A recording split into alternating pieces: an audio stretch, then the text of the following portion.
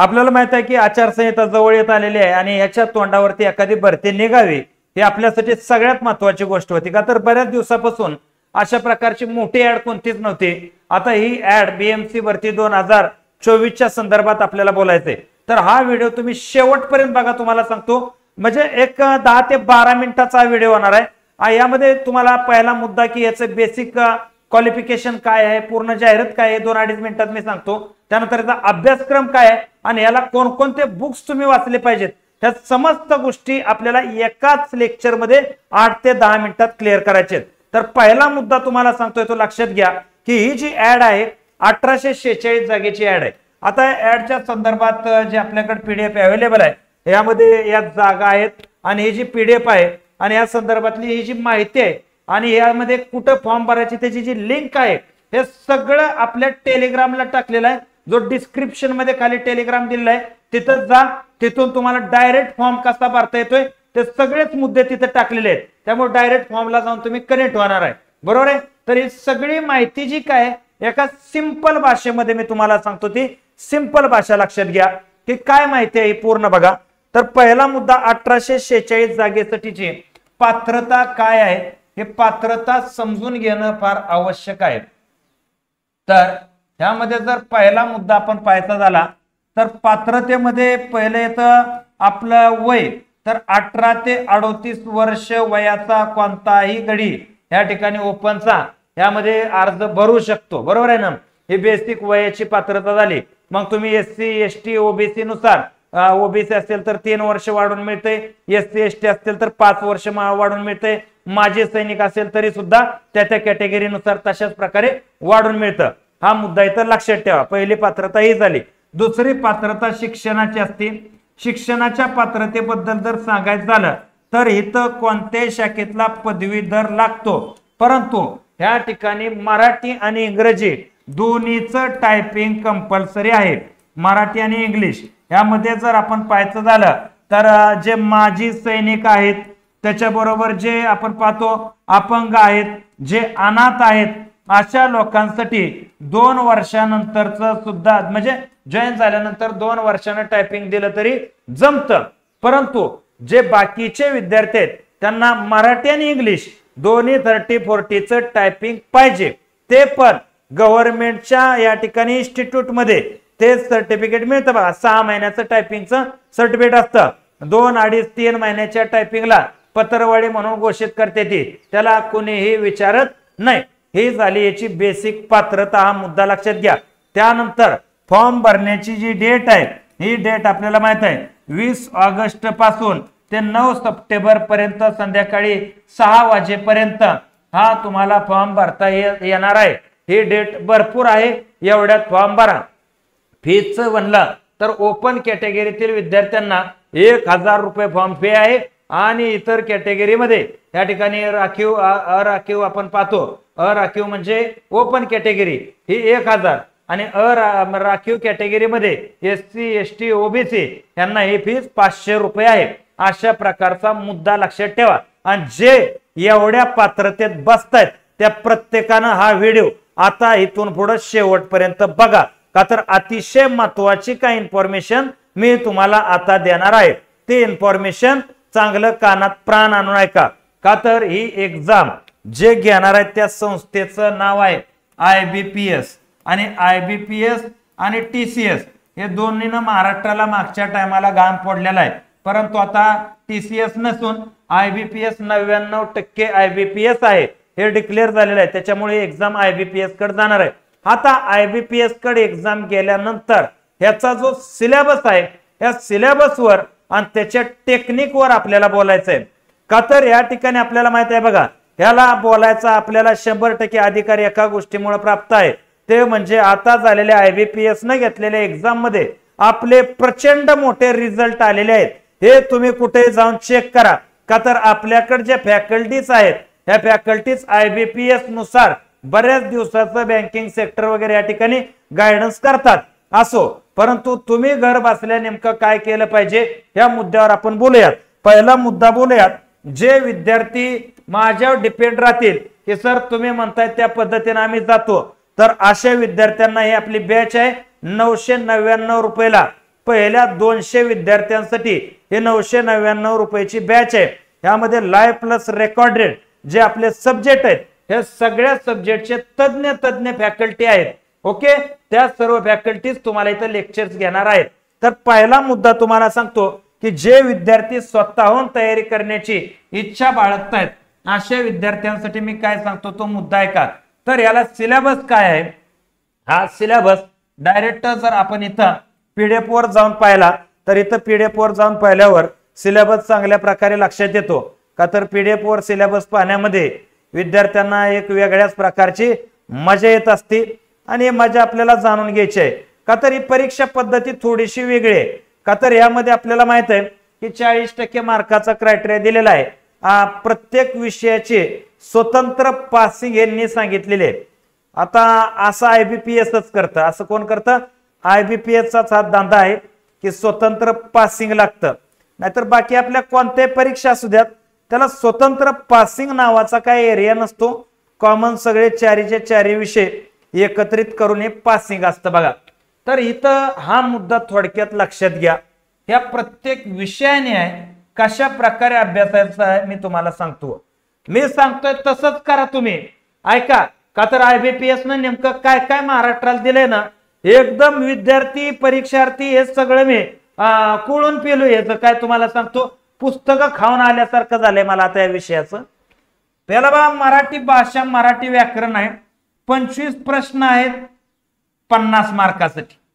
त्यानंतर इंग्रजी भाषा इंग्रजी व्याकरण आहे, 25 प्रश्न आहेत 50 मार्कासाठी। GS सामान्य ज्ञान 25 प्रश्न आहेत 50 मार्कासाठी आणि बौद्धिक चाचणी आहे 25 प्रश्न 50 मार्कासाठी।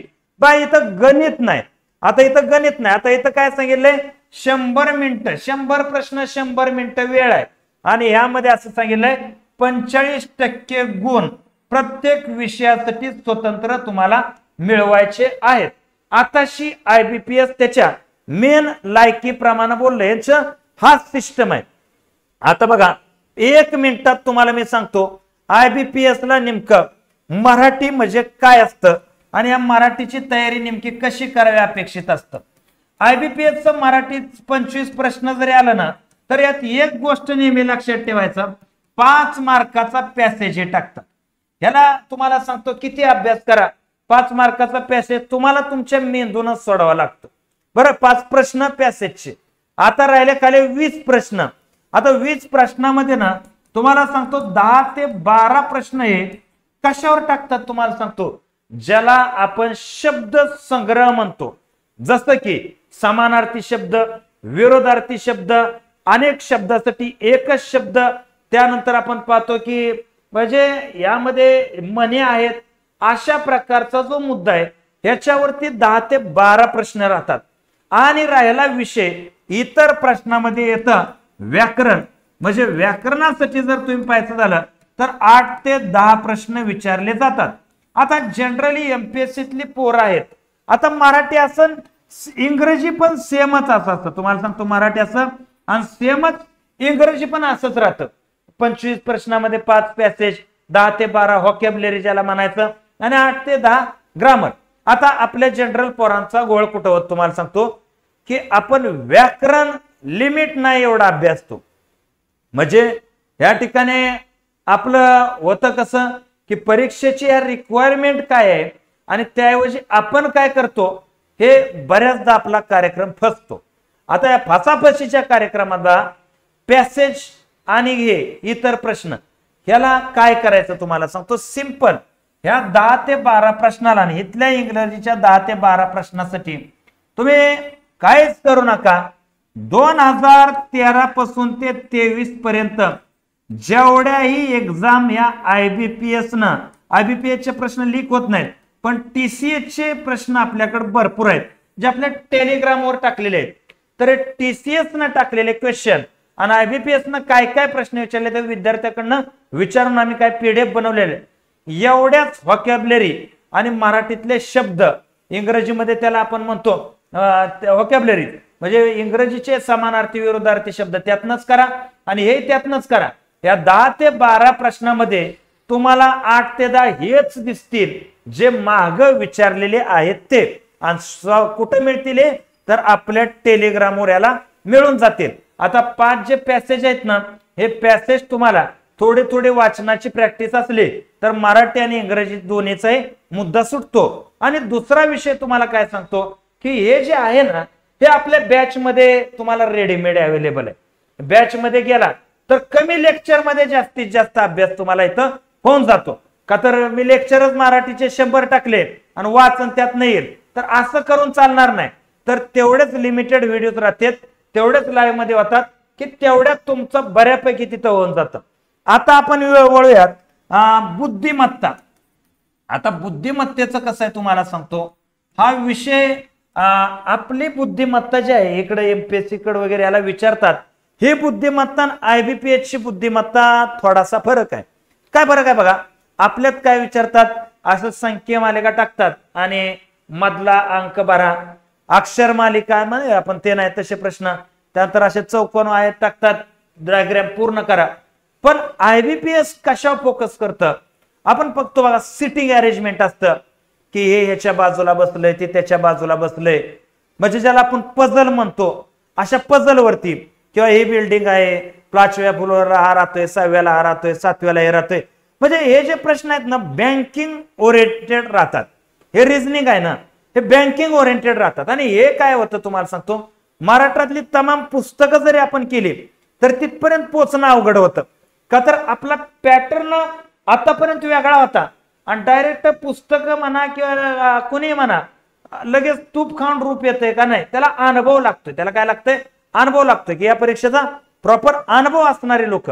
मग ते प्रॉपर अनुभव असणारे हे जे फॅकल्टी आहेत, जसं की आपण बँकिंग संस्था आहे संकल्प वगैरे, तर तिथं ज्यांनी शिकवलं ना असे शरद जाधव वगैरे असे लोक आपल्याकडे शिकवायला राहतात. जेणेकरून काय होतं की ते 10-12 वर्ष झाले हेच धंद्यावर आहे ते आणि त्याच्यामुळे त्यांना ते जमतं.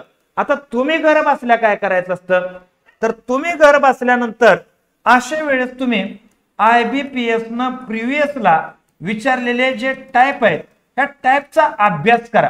आणि हे कुठेही सापडतात, नाही सापडले आपल्या टेलिग्रामवर सापडूनच जातात. आपल्या काय टेलिग्रामवर सापडतात, टेलिग्रामवरला जा. हे आयबीपीएस ने विचारलेले क्वेश्चन्स तुम्हाला तिथं काय होतात, सापडतात. आणि त्या टाईपचा प्रॅक्टिस करा.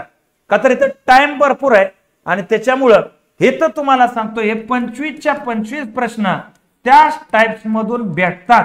का तर बँकिंग एक्झामला आपण पाहतो तेच टाइप्स रिपीट होतात. म्हणून बँकिंगला बघा वेगानं पोरं सिलेक्ट होतात.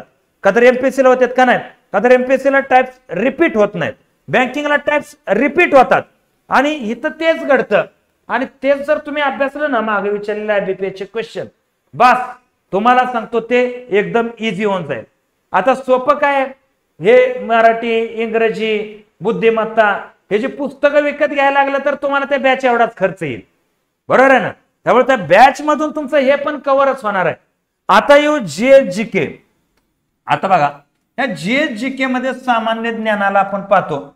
आता हे सामान्य ज्ञानामध्ये विषय इतिहास आला, भूगोल आला, हे आलं, दुनियादारी आली, काय आले, ह्याला आपण त्या पातळीनं जर जाऊन अभ्यासायला लागलो तर मग आपल्याकडे भरपूर पुस्तक आहेत ना, हे वाचा, ठोकळा वाचा, अमक वाचा, फलान वाचा. पण आयबीपीएस ला ते लागत नाही. आयबीपीएस चे क्वेश्चन कसे राहतात सामान्य ज्ञानचे तुम्हाला सांगतो. पहिला मुद्दा लक्षात घ्या. हा विषय स्वतः मी शिकवतो त्यामुळे याला मी भरपूर बोलू शकतो की ह्याला काय लागतं. तर याला पहिला मुद्दा काय लागतो, तर याचे क्वेश्चन करंट बेस्ड जीएस राहतं. कसं राहतं, करंट बेस्ड जीएस. आता एक करंट बेस्ड जीएस काय प्रकार असतो बघा, हा जर लक्षात घेतला तर तुमच्या लक्षात येईल. इतिहासाचा प्रश्न असेल, पण इतिहासाचा प्रश्न काय असेल, साधारणतः हिंदुस्थान रिपब्लिकन असोसिएशनची स्थापना कोणी केली. आता तुम्ही म्हणताला हा बरं मग का, बरोबर आहे ना. का तर ह्याच्या स्थापनेला 1900 आपण पाहतो 24 ला 100 वर्ष पूर्ण झालेले आहेत. काय दिसला प्रश्न हा इतिहासाचा आहे पण हा करंट बेस आहे. आजच्या चालू गोष्टीला पाठीमागच्या काळामध्ये जोडून एक क्वेश्चन काढतात. का तर यांची जी क्वेश्चन काढणारी संस्था आहे हे संस्था बँकिंग लेवलचे असतात आणि हे लोक न्यूजपेपरच्या शिवाय दुसरं काय करत नाहीत क्वेश्चन काढायला. आणि एक लुसेंटचं पुस्तक आहे त्याच्याशिवाय हे बाहेर जास्त नादाला लागत नाहीत. आणि न्यूज पेपरमध्ये ज्या घटना दिसतात, आमकी घटना झाली, मग ते इतिहासात ऍड करतात, आमकी घटना झाली, हे लँडस्लायडिंग वगैरे सुरू आहे. जिओग्राफीमध्ये तसे क्वेश्चन ऍड करतात, बरोबर आहे. हे आता दरडी कोसळणं, मान्सूनचा वेळी पण होणं, मग आपल्याला वाटतं याला यांनी असे क्वेश्चन काढले, मग याला काहीतरी अर्थ आहे. मग इतिहास 100-200 वर्ष झालेल्या घटना असतील, इकॉनॉमिक्स त्याच रिलेटेड असतं, करंट बेस बरेचसे क्वेश्चन असतात. आता ते मध्येच प्रश्न टाकतील, सांगा बांगलादेशचं या ठिकाणी करन्सी कोणती आहे का, आता तिथं राडा सुरू आहे म्हणून टाकतील. उठसूट असं कुठले टाकणार नाहीत ना, सांगा भूटानची करन्सी कोणती आहे. सध्या राडा तिथं नाही ना, काय जिथं राडा सुरू आहे अशा, आणि हे राडे 3-4 महिन्यात घडणारे, या परीक्षेच्या आसपास किती 3-4 ते 6 महिन्यापर्यंत घडणारे राडे, यावरती एक पेपर बनवतात. आणि त्याच्यामुळे जीएस अशा लेवलनं, त्याच्यामुळे तुमचं वाचन इथं कमी जास्त होतं. म्हणून माझं काय म्हणणं असतं की आपण एका वेगळ्या वेनं जाऊन ही परीक्षा दिली, नक्कीच तुम्हाला यातून माहिती प्राप्त होती. म्हणून अशा लेवलच्या परीक्षा पास व्हायची असेल, टेलिग्रामला राहा. या ठिकाणी तुम्हाला सेल्फ स्टडीसाठी सुद्धा मटेरियल लागणार आहे, ते तिथं अवेलेबल आहे. आणि जर वाटतंय माझ्या बरोबर यायचंय, बॅच करायची, तरी आपली बॅच आहे. आणि या बॅच मध्ये डिस्क्रिप्शन मध्ये जा, तिथं डाउनलोड ऍप म्हणून येते, तिथे बॅच दिसेलच, किंवा हा 7038-155-255 नंबर आहे, त्यावरती जाऊन क्लिक करा, तिथे तुम्हाला बॅचची माहिती प्राप्त होईल. तर तुम्हाला हे सगळं लक्षात आलेलं असावं अशी मी अपेक्षा व्यक्त करतो आणि या ठिकाणी थांबतो. जय हिंद, जय महाराष्ट्र.